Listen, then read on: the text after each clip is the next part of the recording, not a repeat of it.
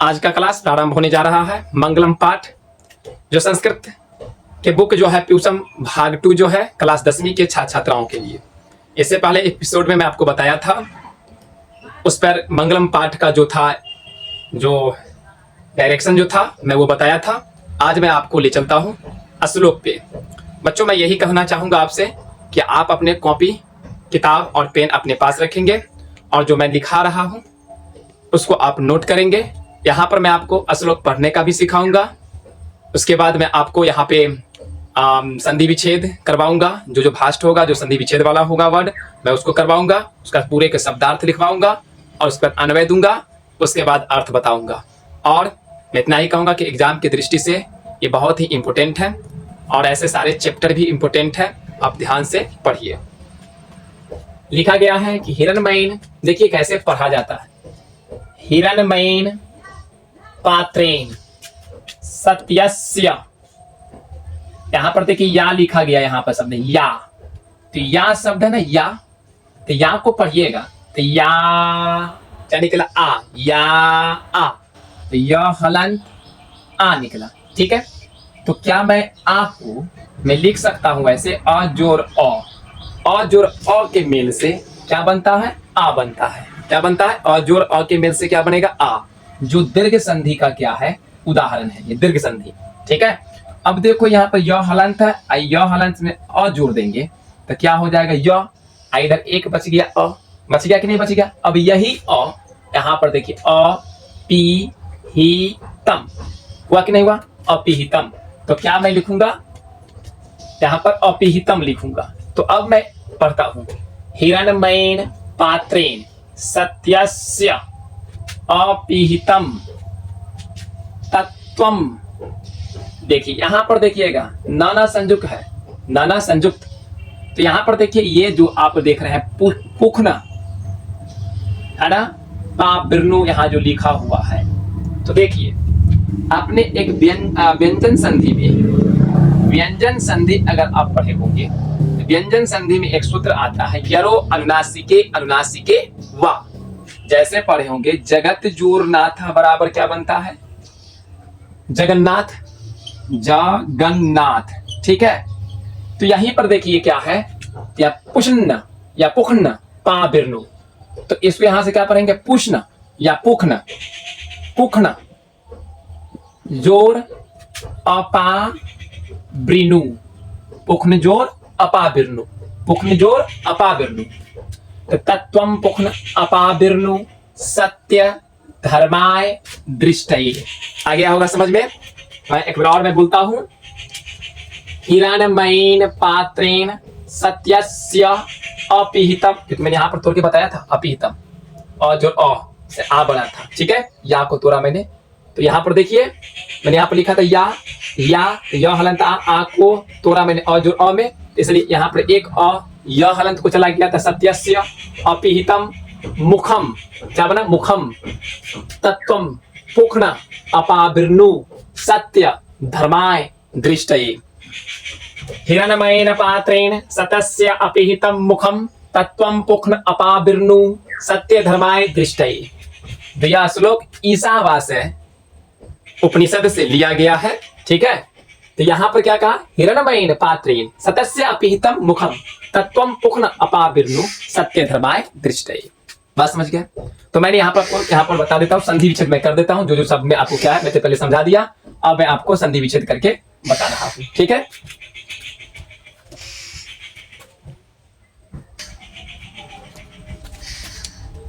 देखिए संधि विच्छेद,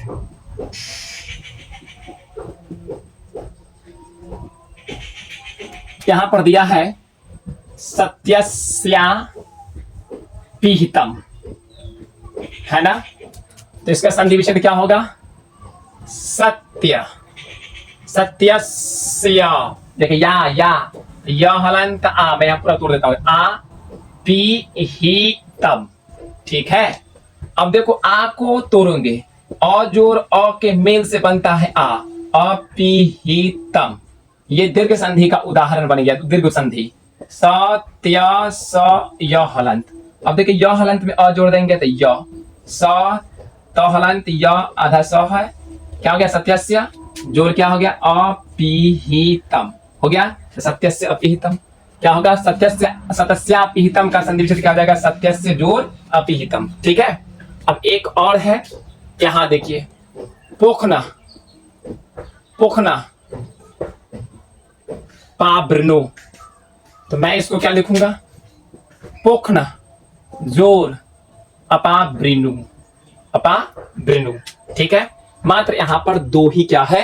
संधि विच्छेद है। बात समझ गए? अब मैं आपको शब्दार्थ बताने जा रहा हूं। अब देखिए, हिरणमय का अर्थ होता है सोने जैसे पात्र से। मतलब क्या? सुनहला।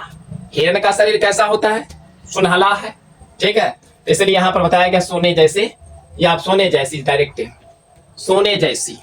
यहाँ पर तृतीया व्यक्ति एक वचन लगा हुआ है। बालक शब्द पढ़ेंगे तो बालका बालको बालका बालकम बालको बालकान बालकीन। ठीक है।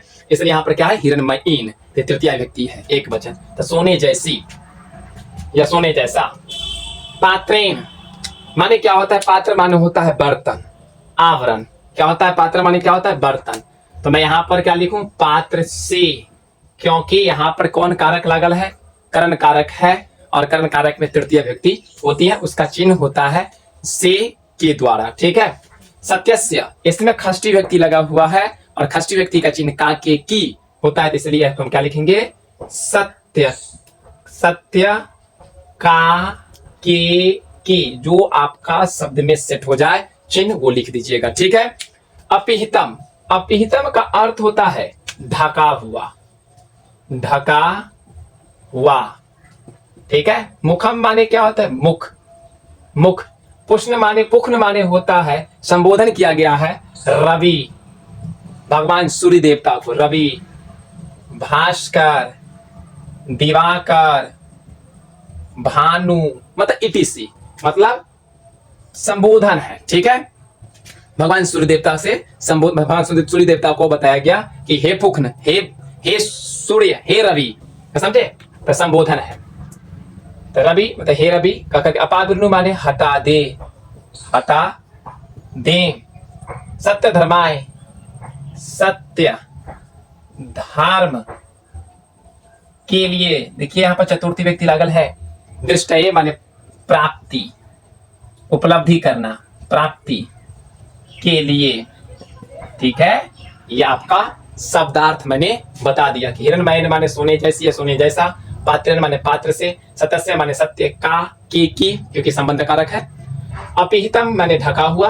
मुखम माने क्या होता है? मुखम माने होता है मुख। पुष्ण माने होता है रवि, भास्कर, मतलब कि उनका संबोधन किया गया भगवान सूर्य देवता का, रवि।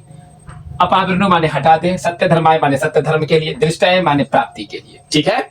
इतना मैंने आपको शब्दार्थ बता दिया। अब क्या है? अब मैं आपको बताने जा रहा हूं अन्वय, जिस पर जो अन्वय जो है नाम है अन्वय। अन्वय अनु मतलब कि छोटी छोटी शब्द को क्या करना, इस श्लोक का छोटा छोटा शब्द को क्या करना, एक ऐसे सजाना जिसका अर्थ सटीक हो। ठीक है। तो मैंने आपको यहां पर अन्वय बताने जा रहा हूं।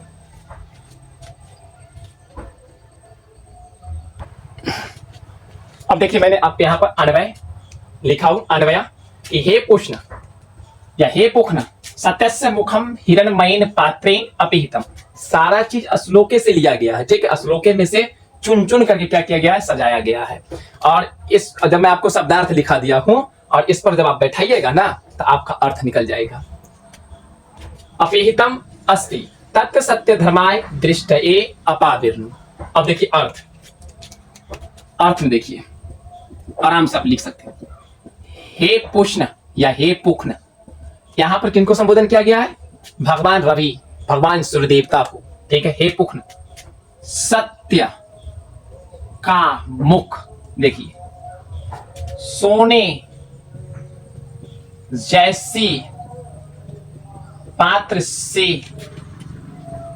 ढका हुआ है, ढका हुआ है। देखिए, उस तत्व माने उस सत्य धर्म प्राप्ति के लिए हटा दें। क्या कहा गया देखिए, हे पुखन, सत्य का मुख सोने जैसी पात्र से ढका हुआ है, उस सत्य धर्म प्राप्ति के लिए हटा दें ताकि मैं उसका दर्शन कर सकूं। बस समझ गए ना। तो ये आपका क्या हो गया, श्लोक का अर्थ हो गया। तो देखिए आपको मैंने यहाँ पर क्या किया, आपको श्लोक लिखाया, श्लोक पढ़ाने का भी कोशिश किया, आपको पढ़ाया। उसमें क्या हुआ, जो शब्द भाष्ट सा जो संधि विच्छेद का काम करने वाला था, मैंने आपको संधि विच्छेद भी कर दिया उसमें शब्द को। उसके बाद शब्दार्थ लिखवाया, उसके बाद मैंने अन्वय किया, उसके बाद अर्थ किया। मैं एक बार बता देना चाहता हूं श्लोक को कि हिरण्मयेन पात्रेण सतस्य अपिहितम मुखम तत्वम पुखन अपाविर्नु सत्य धर्माय दृष्टये। ठीक है, तो क्या कहा, हे भगवान सूर्य देवता, हे पुखन, हे रवि, हे भानु, हे भास्कर, सोने जैसी पात्र से सत्य का मुख ढका हुआ है, उस सत्य धर्म प्राप्ति के लिए उस आवरण को हटा दें ताकि मैं उसका दर्शन कर सकूं। बस समझ गए, यह श्लोक का अर्थ यही होता है। अब मैं आपको अगला श्लोक अगले एपिसोड में पढ़ाऊंगा।